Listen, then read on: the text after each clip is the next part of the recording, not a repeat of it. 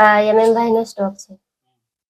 10મા મહિનામાં સ્ટોક આવ્યો હતો અને મારે લાભાર્થી વધારે સ્ટોક ઓછો એટલે મારે બીજો સ્ટોક આવે તો હજી રાહ જોવી પડે અને પછી સાથે વિતરણ થાય. કેટલો સ્ટોક આવ્યો હતો? મારે 90 જણા આવ્યા હતા. 45 તેલ આવ્યો હતો 10મા મહિનામાં. કઈ દુકાનેથી આવે છે? પરોલી. કે છે બેન આની અંદર ઈયળો ને જીવડા નીકળ્યા છે? થોડી વાર જીવડા ઉપર હોય તો અમે લાભાર્થીને આપી દઈએ, પણ બહુ ના હોય, ઓછા હોય, ટાઈમ વધારે થઈ જાય તો થઈ જાય. મને તો કીધેલું કે 3 મહિનાનો સ્ટોક આવેલો એટલે આજે હું તમને આપું છું. દાળ ને તેલ નતું આવ્યું એટલે ચણા એટલા હે એટલે આલો હું અને કોઈને કહેવાનું નહીં. 2 જણને આવ્યું છું કીધેલું.